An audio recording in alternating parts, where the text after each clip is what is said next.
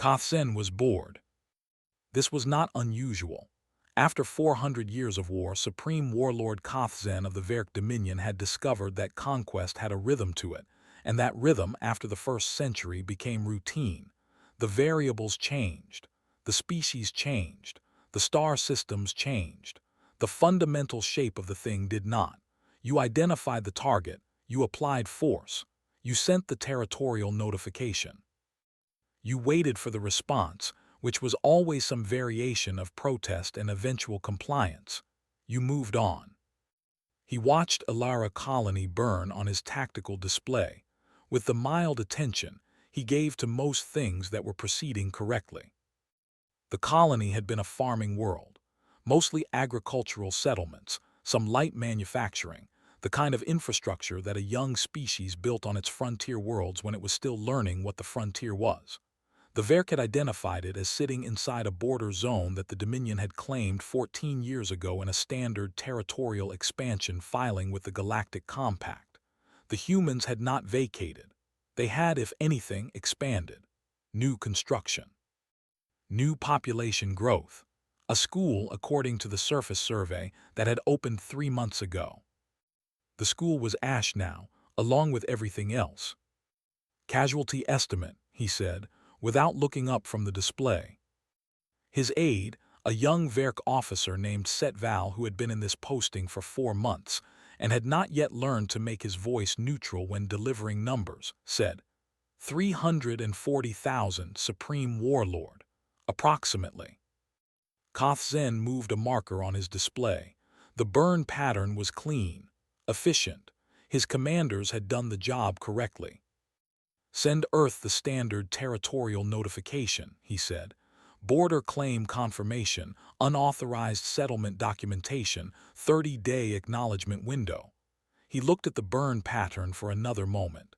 Standard language, no elaboration. Yes, Supreme Warlord, Setval paused, and if they respond with force. Kothsen did not answer immediately. He picked up his ceremonial drinking vessel, a thing of dark Verk iron that had been on his command table for 2 centuries, and took a measured sip.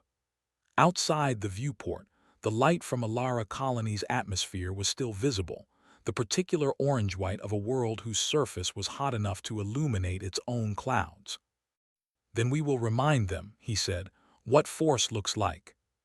He set the cup down. He went back to his display. He was not thinking about Earth. He had no particular reason to think about Earth. In the 400 years of his career, he had overseen the absorption of 31 species into the Verk Dominion, and in those 31 absorptions, not one of them had responded to the burning of a frontier settlement with anything except the expected combination of grief and political calculation that eventually resolved into compliance. This was not cynicism. It was pattern recognition. Species that reached the stars were, almost without exception, rational enough to understand when resistance was not cost-effective. He had no reason to think the humans would be different. He was about to be given several reasons, but they had not arrived yet, and he was a 400-year-old military commander with a great deal of confidence in his pattern recognition, and so he finished his tea and went to bed. Fleet Admiral Grace Nakamura received the notification at 3:47 hours in her quarters aboard the UES Resolution, which was her flagship, and which she had not left in 11 days because the sector she was operating in had required her continuous presence, and she had learned over 30 years of service that there were periods when you simply did not leave the ship. Her aide, Lieutenant Farrow, knocked instead of using the comm, which told her before he said anything that this was not a routine notification. She opened the door. She looked at his face. She had known Thomas Farrow for 6 years. He was not a man whose face showed things easily. His face was showing something now. Alara Colony, she said. Not a question. She did not know it was Alara specifically, but she knew the shape of the notification from his face. And Alara was the frontier colony she worried about because it was the one where she had pulled strings 8 months ago to get a good posting for someone who had wanted to go somewhere that mattered. Yes, Admiral, Pharaoh said. She stepped back and let him in, and he read her the report, and she stood in the center of her quarters in the way that people stand when they are holding something that is too heavy for the body to process immediately, very still, weight distributed evenly, as though stillness could contain it. Maya Nakamura, age 31, elementary school teacher, grades 2 and 3, assigned to Alara Colony Educational Cooperative, Building 4, listed among 340,000 confirmed casualties in the Verk Dominion territorial enforcement action. Grace had written Maya's recommendation letter. She had called in a favor with the posting office. She had told Maya it was safe, that it was far from anything that would ever be a conflict zone, that the frontier wasn't dangerous for civilians anymore, that Earth had been at peace for long enough that the old worries didn't apply. She stood still for 4 minutes and 7 seconds. Pharaoh counted, because he did not know what else to do, and counting was something his mind could do while the rest of him waited. Then she said, "Get me Earth Command, full emergency council, every senior military official, every secretary, the full chamber." She moved to her desk. "And get me the Verk notification they sent, whatever they transmitted." "Admiral."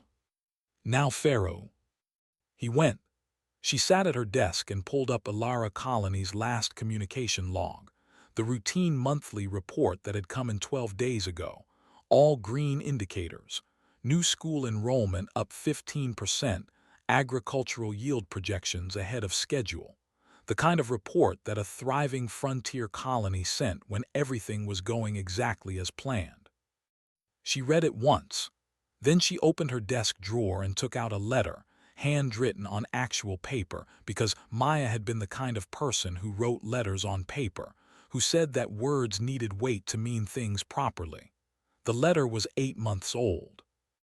It talked about the children in her class, 2 of whom had been born on Alara and had never seen Earth, and how she was teaching them about seasons using a model solar system she had built from spare parts, and how one of them, a girl named Petra, had asked her what snow felt like. Grace had been meaning to reply for 8 months. She had written 3 drafts. She had not sent any of them because there was always another urgent thing, always another immediate demand, always something that ranked above a letter to her younger sister about a 6-year-old's question about snow. She put the letter in her uniform pocket. She went to the command deck. The emergency council convened in 38 minutes. Every face on the secure channel had the look of faces that had been woken up and had received the notification, and had made the journey from their quarters to their terminals carrying the same thing Grace was carrying, in different configurations, because the colony had had 340,000 people, and every person in that number had been connected to someone who was still alive. Secretary General David Chen read the Verk notification aloud. He read it in its entirety, which took 4 minutes, because the Verk were thorough in their bureaucratic language, and the territorial notification was a complete document with 17 numbered sections covering the legal basis for the border claim, the documented history of the unauthorized settlement, the formal notice of enforcement action taken, and the request for Earth's official acknowledgement within 30 standard days. When he finished, the room was silent for a moment. Then Counselor Marsh, who handled diplomatic affairs, said, "We should file a formal compact protest, document the civilian casualties, challenge the border claim on the grounds that the filing predates our colonization agreement." "No." Grace said it quietly. She was not looking at Counselor Marsh.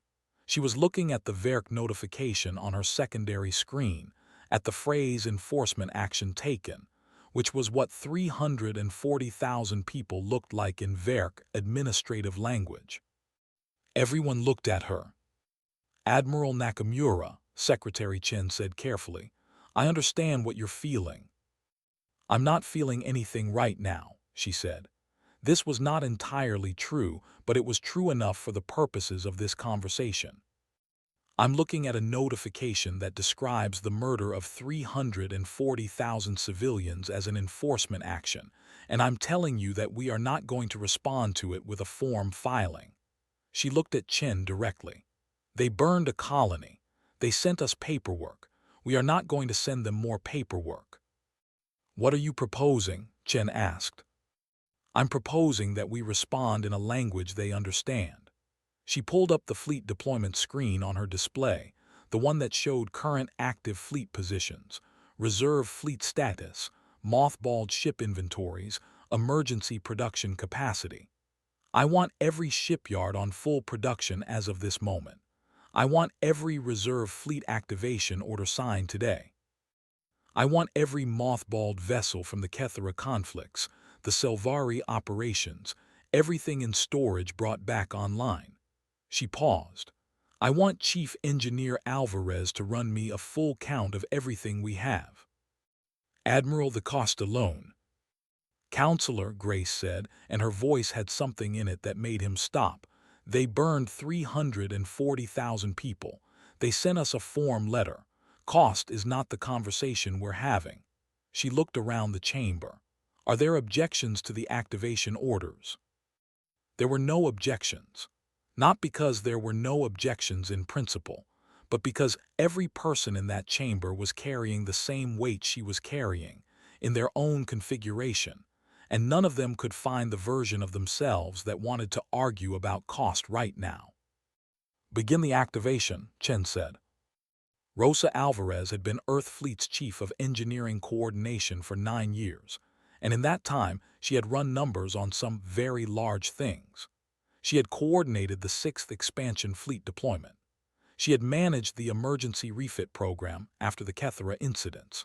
She had, on one memorable occasion, simultaneously tracked the maintenance schedules of 412 capital ships during a border standoff that lasted 11 months. She had never run a number like this one. She ran it 3 times. The third time she ran it, she called Commander Dex Riley, who was Admiral Nakamura's tactical officer, and who had the particular quality of being the person you called when you needed someone to look at an impossible number and tell you whether you were reading it correctly. Riley arrived in her coordination center at 600, and she showed him the screen without saying anything. He looked at it. He started. "Run it yourself if you want," she said. He ran it himself.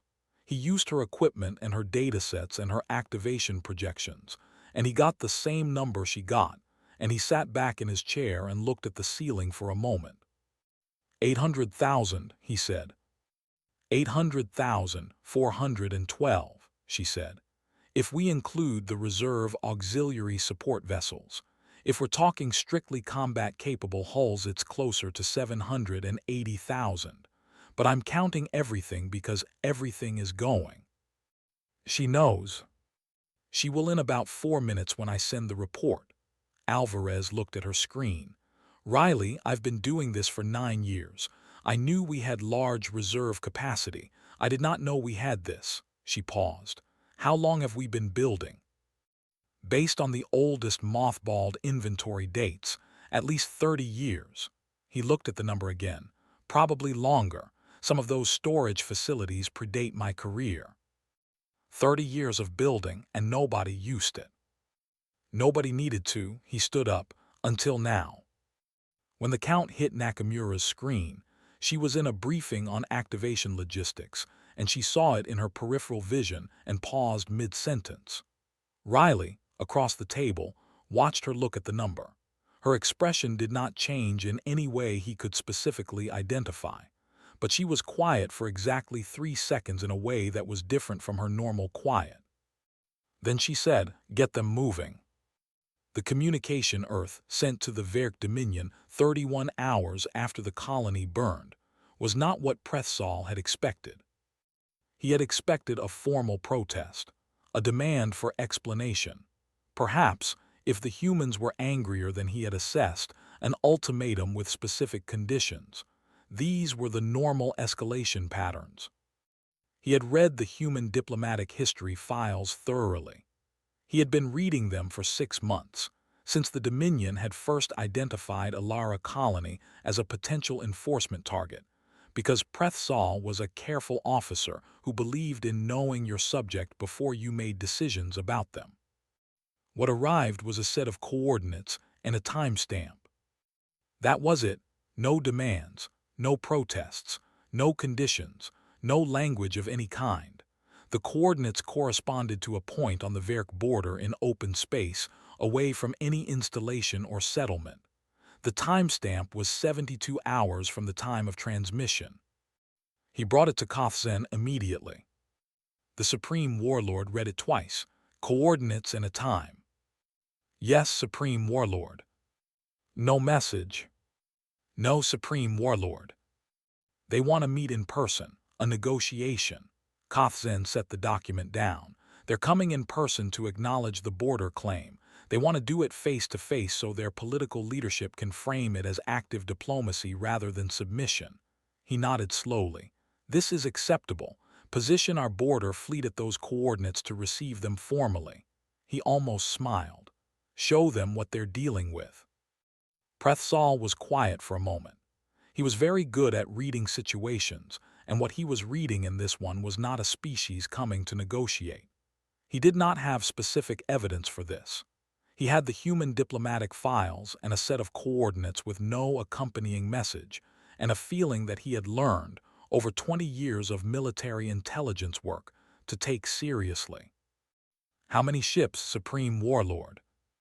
All of them, every ship we have in the sector, 12,000 warships. Kothzen picked up his ceremonial cup. 40 human ships against 12,000. Whatever they intend to say, we should make the context of the conversation clear from the beginning. Supreme Warlord, Prethsal kept his voice level. I want to register a concern. File it in the morning report, Admiral. Prethsal went back to his station. He filed his concern in the morning report, and he also quietly updated his personal emergency protocols. And he spent the 72 hours before the timestamp reading human history files with an attention that he had not previously brought to them, because he had previously been reading them as background research and was now reading them as operational intelligence. And the difference in what he found was significant. Intelligence Chief Vasra found him at hour 68, reading the records of the Vardani Corridor incident, the Selvari Passage, the Kethra operations, the 7 other times in the last 40 years that something had pressed against humanity and humanity had pressed back. She had been reading the same files. She was 29 years old and 3 years into her intelligence posting, and she had reached conclusions that she was not senior enough for anyone to listen to. You see it, she said. I see it, Prethsal said. They don't negotiate after colony burnings, she said. It's in every file, every single one. They negotiate before. They negotiate during smaller conflicts.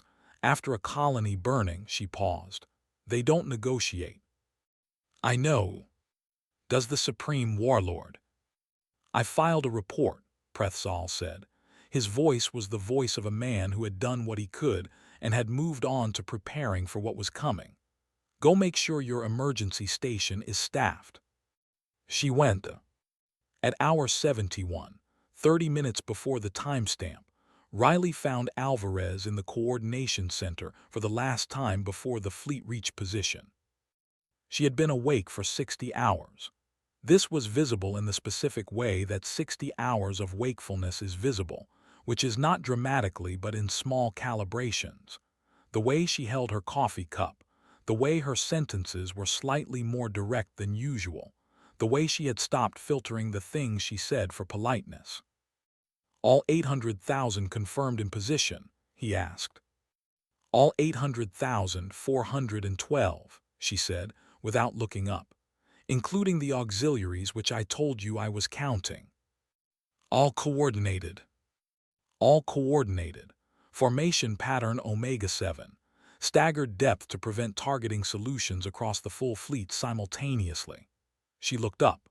Riley, Coordinating 800,000 ships requires 17 separate command relay networks and 412 individual fleet commanders, and the most sophisticated communication architecture we have ever deployed. She picked up her coffee. Also approximately 43 pounds of coffee in the last 72 hours. That's a personal record. You should sleep after this. After this, she said, I am going to sleep for approximately 3 years, and I would like you to not contact me during that time. Noted. Also tell the Admiral that the port relay on the secondary command network is running 2 degrees warm. It's not a problem. I'm watching it.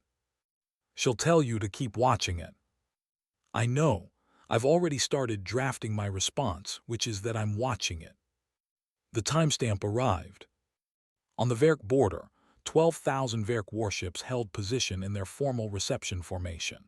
Kothzen's flagship was at the center. The formation was impressive by any standard 12,000 capital ships arranged in a display that communicated military power as clearly as military power could be communicated. Kothzen had given the positioning considerable thought. This was, in his assessment, a negotiation, and negotiations benefited from clear context.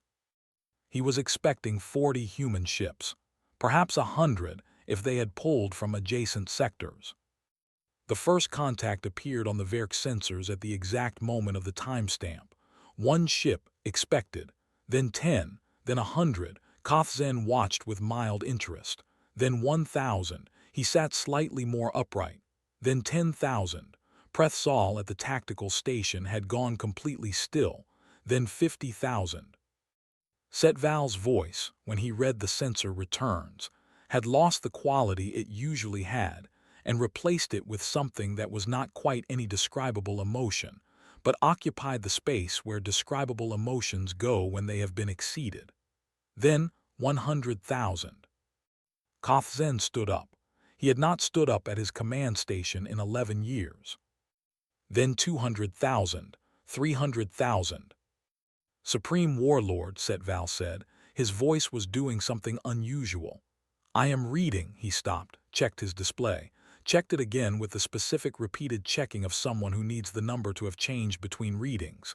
It had not changed.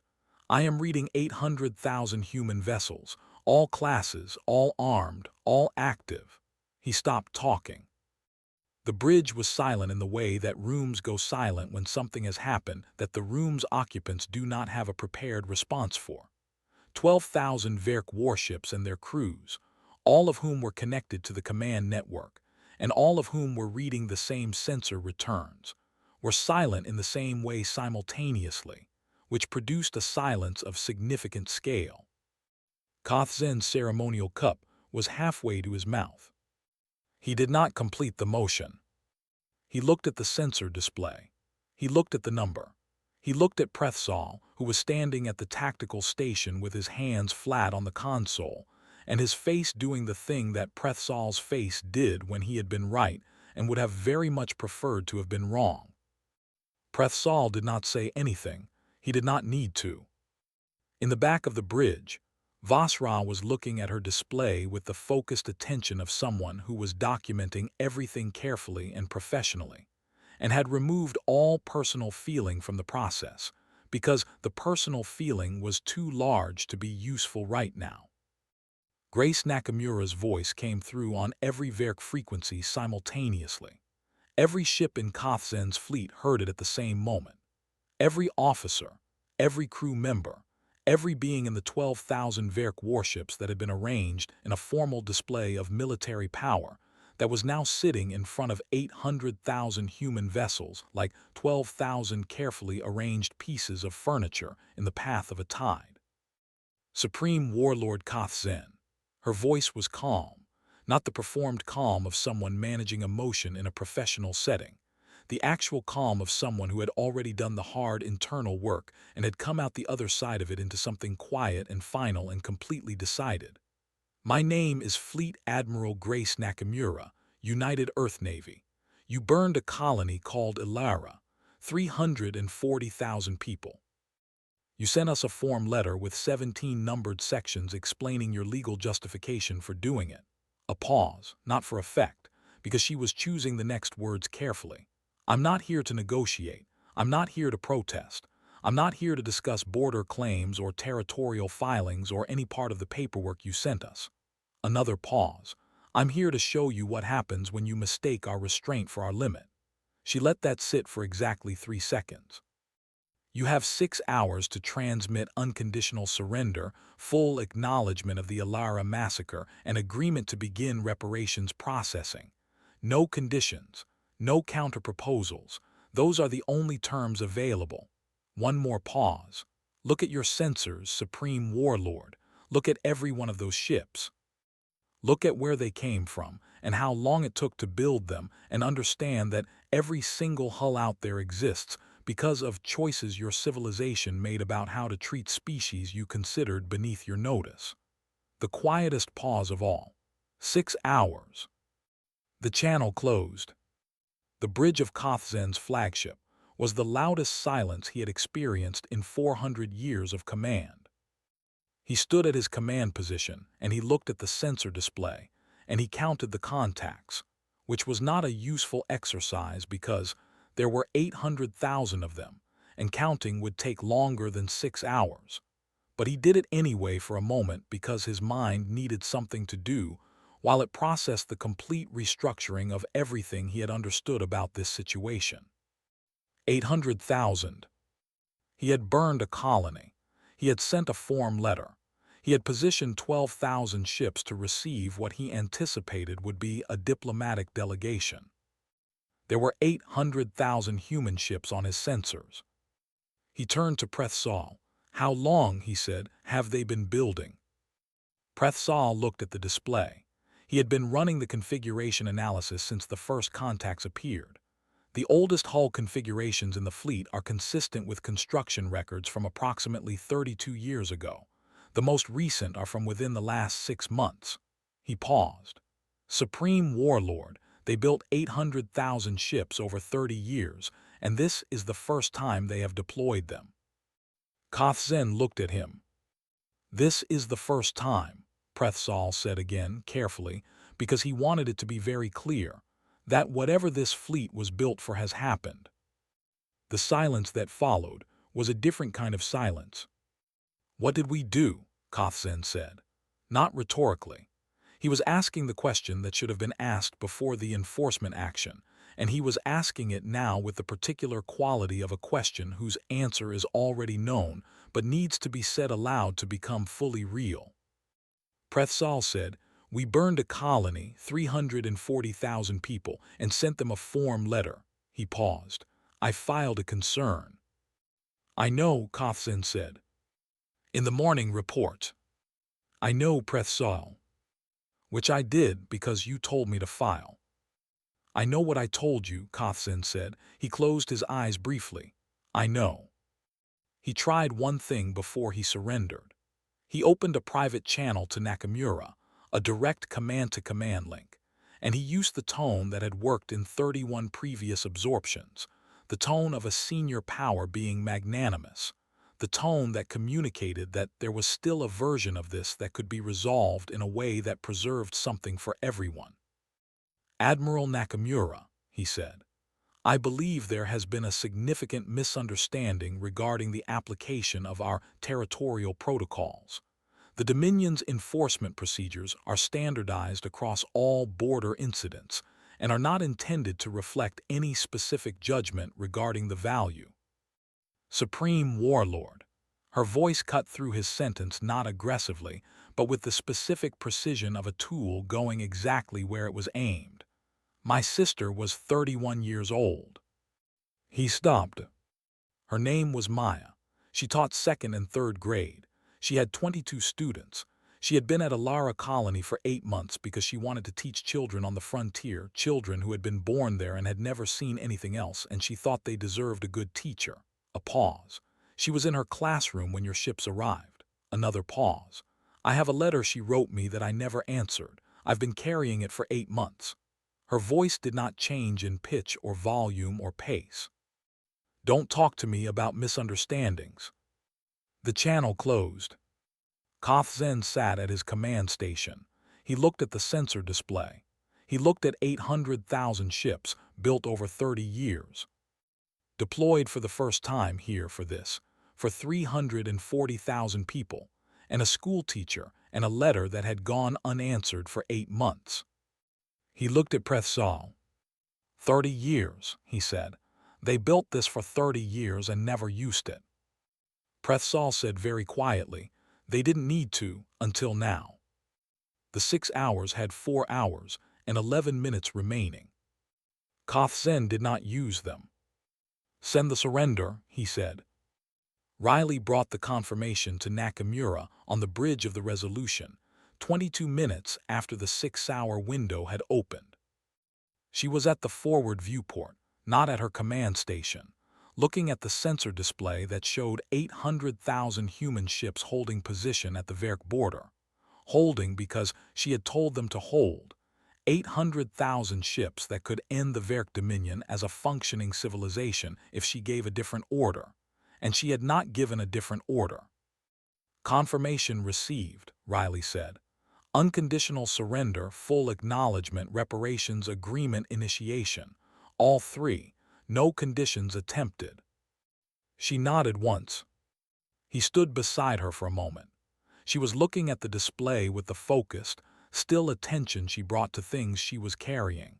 He knew what she was carrying. He had known since 347 when he had seen Pharaoh's face in the corridor outside her quarters.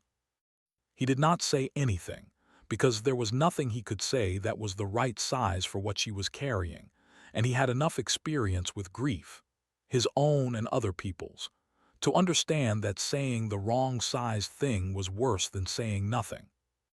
She reached into her uniform pocket. She took out a letter, handwritten on paper, folded twice. She did not unfold it.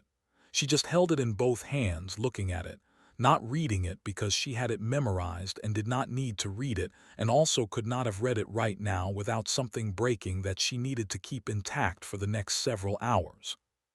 After a while she folded it again and put it back. Riley, she said. Admiral. Begin reparations coordination. I want compact oversight teams on Alara within 48 hours. Full site documentation, full casualty verification, everything on the record. She paused.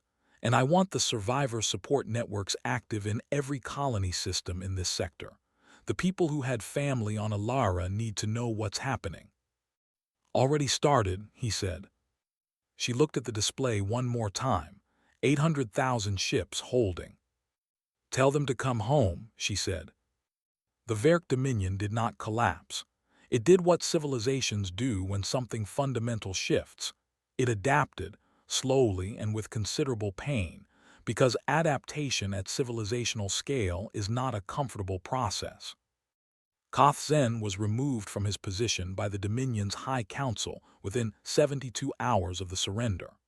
The removal was described officially as a voluntary transition of command, in recognition of the strategic recalibration required by current circumstances, which was the Verk way of saying that someone had made a catastrophic error and was being held responsible for it without the Dominion having to publicly acknowledge the specific nature of the catastrophe. Prethsal was appointed Supreme Warlord in his place. His first official act was to establish a permanent diplomatic channel with Earth, which was something that should have existed before any of this, and had not because the Verk had not previously considered humanity worth the administrative effort. The reparations process was long and imperfect in the way that all reparations processes are long and imperfect, because the thing that was owed and the thing that could be given were not the same thing and never would be. But the process happened.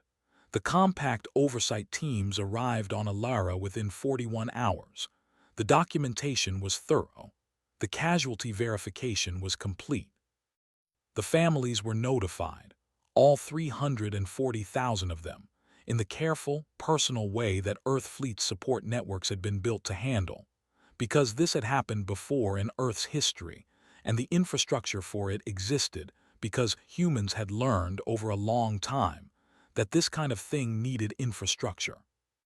Vasra was promoted 3 grades in the subsequent reorganization and assigned to head the Dominion's New Earth Affairs Intelligence Division, which was the position she had needed to be in 6 months earlier. She was very good at it. She spent the first year writing a comprehensive analysis of human response patterns to civilian casualties that was classified at the highest level and distributed to every Verk military commander in the Dominion. The analysis was thorough and accurate, and arrived at conclusions that the Dominion found deeply uncomfortable, and that were therefore the most important thing in it. The key conclusion was this: human restraint is not a personality trait. It is a deliberate posture maintained by choice under conditions where it costs them something to maintain it. It can be extended almost indefinitely in the context of standard political conflict. It cannot be extended past the point where civilians are killed. When civilians are killed, particularly in large numbers, the restraint posture terminates. What follows the termination has no upper limit that we have been able to identify, because no one has ever pushed far enough past the termination point to find one. She recommended, at the end of the analysis, that the Dominion not attempt to find the upper limit. The recommendation was taken seriously. It had not previously been the kind of recommendation that received serious treatment. It did now. Grace Nakamura attended the Alara Memorial Service 4 months after the burning. It was held on the site of the colony itself, which was being rebuilt, slowly, and with the particular determination of humans who had decided that the thing that had been destroyed was going to exist again, that its not existing was not an acceptable permanent outcome. The memorial wall had been built first, before the reconstruction of any other structure. 340,000 names, in letters small enough that reading them all would take longer than a day. She had been told by the officials who had organized the service that she was welcome to speak. She had declined. She had declined again when they asked a second time. She attended as a private citizen, not in uniform, which was an unusual choice for a fleet admiral at an official memorial, and which nobody commented on. She found Maya's name in the M section. She stood in front of it for a long time. She was not crying. She was standing the way she had stood in her quarters at 3:47 when the weight was too large for the body to process immediately, very still, weight distributed evenly. Riley was there. She had not asked him to come. He had come anyway, which was the kind of thing he did, and she had not told him not to, which was as close as she got to asking. He stood beside her at the wall. He did not say anything. He looked at Maya Nakamura's name for a while, and then he looked at the names around it, and he thought about 340,000 names, and what each of them meant to the person who was standing somewhere in this place today looking at it. After a long time, Grace reached into her pocket and took out the letter. She unfolded it carefully. She read it, not from the beginning but from a section in the middle, something she had read enough times that the paper had a softness to it from the handling. She read it without saying anything, and then she folded it again and put it back. Riley did not ask what it said. He knew she would tell him if she wanted to. She didn't tell him, but she did, after another long moment, say one thing. She would have written back eventually, Grace said. That's what she was like, she always wrote back. Riley looked at Maya's name on the wall. He thought about a 31-year-old schoolteacher who wrote letters on paper because words needed weight, and who had 22 students, and who had been teaching a girl named Petra about snow. Yeah, he said, I think she would have. They stood there for a while longer, in the particular quiet of the rebuilt world under construction around them, the sound of machinery and human voices, and the specific noise of something being made again that had been unmade. And then they walked back toward the transport and did not say much on the way. The Verk Dominion never burned another colony. This is worth saying plainly because the Dominion's history before the Alara incident included 14 colony burnings across 12 species over the course of 3 centuries, and the history after includes 0. And the change between those two numbers is not coincidence, and is not primarily attributable to the reparations agreement or the diplomatic channel or the specific terms of the surrender. It is attributable to 800,000 ships on a sensor display. Prethsal, in his first year as Supreme Warlord, commissioned a study on the Dominion's policy toward developing species.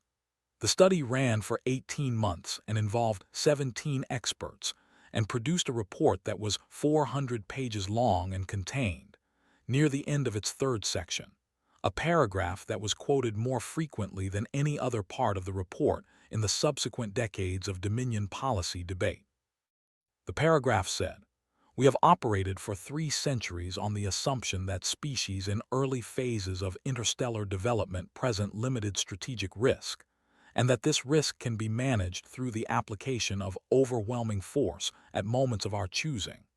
The Alara incident has demonstrated that this framework is incorrect in at least one case, and should be assumed to be potentially incorrect in others. Specifically, the framework fails to account for the possibility that a developing species may be maintaining deliberate restraint that does not reflect its actual capabilities, and that the conditions under which that restraint terminates may not be predictable from the outside. We therefore recommend that the Dominion's threat assessment protocols be revised to include, as a standard variable, the question of what a species chooses not to do, and why, and what would make it stop choosing that."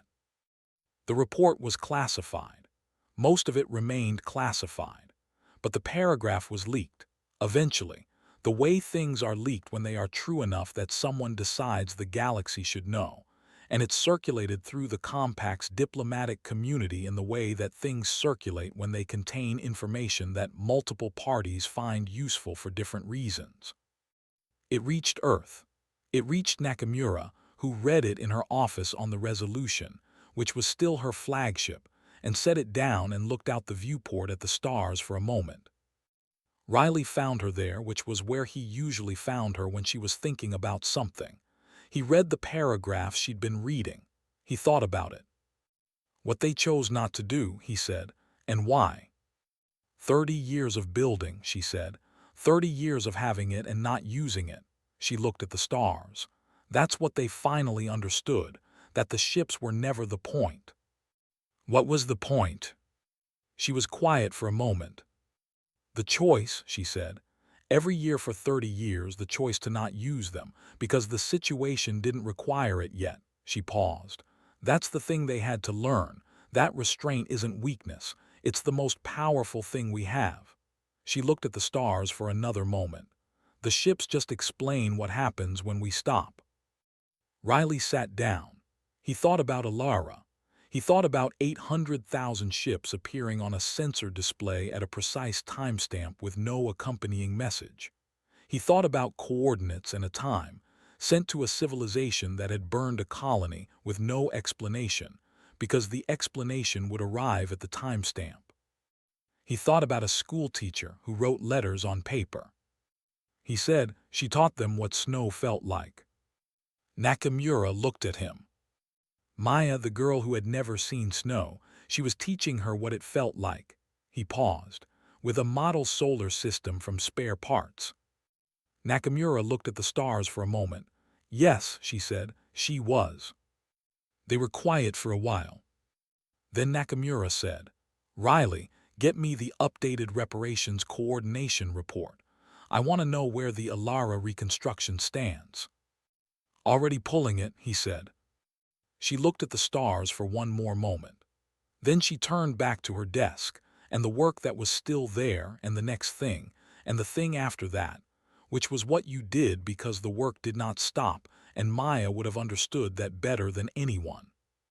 The Verk Dominion had burned a colony because they had calculated that humanity would protest, and file complaints with the appropriate administrative bodies, and send strongly worded letters, and eventually, after a suitable period of grief and political expression, accept the new border and move on. This was not an unreasonable calculation. It was consistent with every pattern they had observed in humanity's 40 years of interstellar history. It was consistent with what humanity had done in response to every previous pressure that had been applied to it. They were not wrong about what humanity would do first. They were catastrophically wrong about what humanity had been building while it was doing that. 800,000 ships is not, technically speaking, a military response. A military response is proportional to the provocation. 800,000 ships is something else. It is the answer to a question that had been accumulating for 30 years, deployed at the moment when the question became unanswerable in any other way. It is a civilization saying, without words, without demands, without any of the language of negotiation, this is what we are. We chose for 30 years to be something quieter. We are done choosing that now. Look at your sensors and understand what you are looking at.